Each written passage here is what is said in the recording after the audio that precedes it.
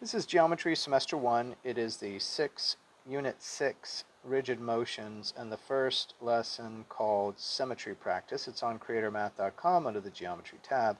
You might have to Google creatormath.weebly.com to find the site. The instructions are copy the following problems into your composition book on the correct pages according to the table of contents with the notes for those pages from creatormath.com. So normally I try to model that for you quickly.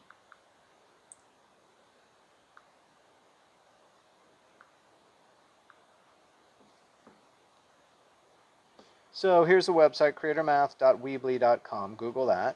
You should get to this home page. Everything you need to know about the composition book is on this home page. Just scroll down until you see the large letters, composition book, the picture of the composition, follow all of the videos, the instructions, the due dates, etc. You should have a 90 to 100% on your comp book. Otherwise, we need notes. Everything for notes for geometry is on the Geometry tab. There's, just to give you an orientation, there's a PDF here with every vocabulary word that we use for the entire year. It's searchable. Google how to search a PDF if you don't know how, but download that to your computer or device. We're going to scroll down to the table of contents here. So for this particular lesson, this is it here. Make sure that you have copied this entire table of contents onto pages 2 through 6 of your composition book. If you haven't done so already, please stop this video and do it now. We're going to go down and find the rigid motions, which is the unit that this lesson is for. There we go. Rigid motions, this is the first lesson called Symmetry. There's notes, problems, and this video will be attached right here. Here are the pages where the notes go in your comp book. Please don't use this video to determine which pages, but go back and find the original table of contents on the website, creatormath.com, to know where to put these notes. By the time you watch this video, these that you see here will probably be different. Okay, so click Notes. Sometimes I have to open it twice to get it to load. This may be one of those times. Let's try it again.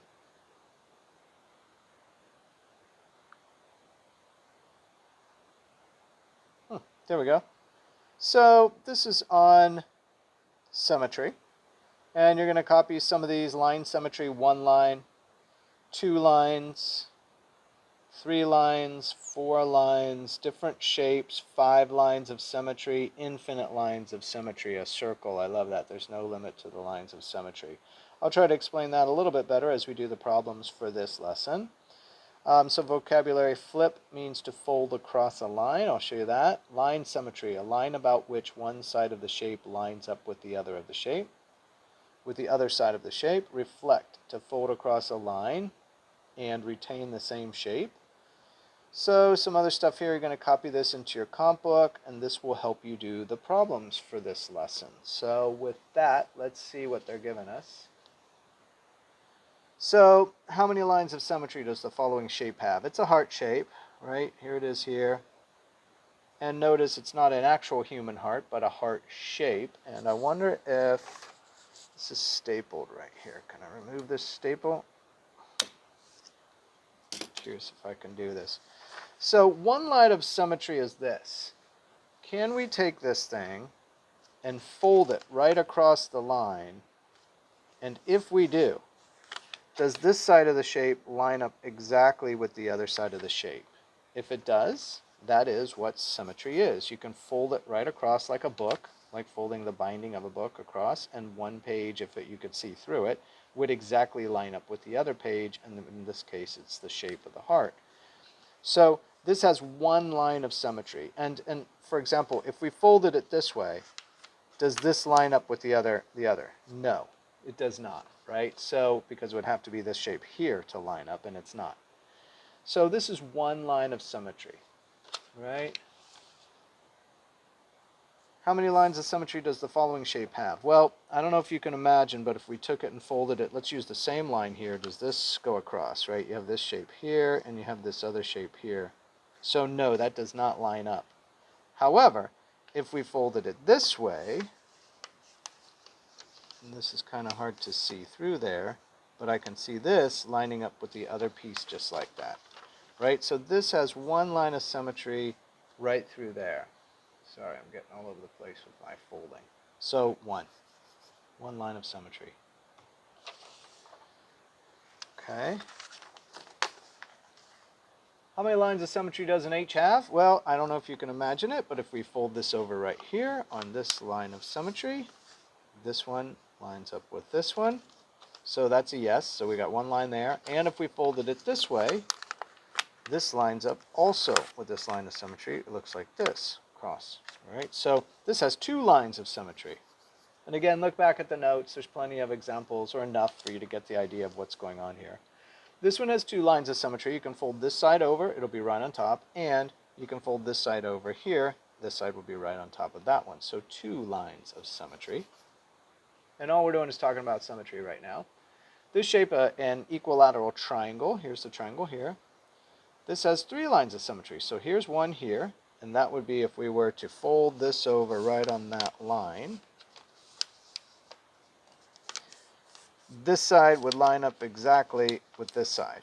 Okay, so, and you can map out each side and see that if we folded this here, it'd be over, and if you mapped out this side and folded it over, that would be on that. So this actually has three lines of symmetry. And they're not really trying to cloak this from us too much. I mean, they're even showing us where the fold lines are, right, on this one. So they're clearly kind of demonstrating to us, here's what three lines of symmetry looks like. All right, now let's take it up a notch.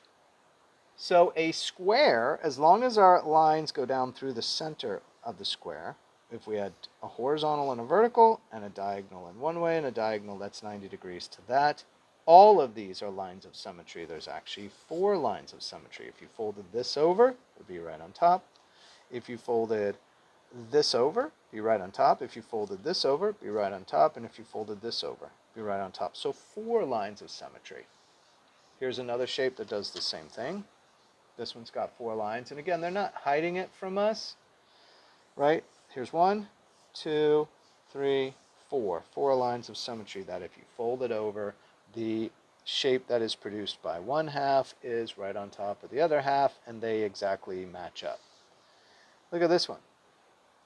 So this is a 1, 2, 3, 4, 5-sided shape, a pentagon. It's got a line of symmetry here. 1, 2, 3, 4, 5. It's got 5 lines of symmetry. And if you look, 1, 2, 3, 4, 5 angles or vertices, this is a vertex, all of these roll through one of the vertices.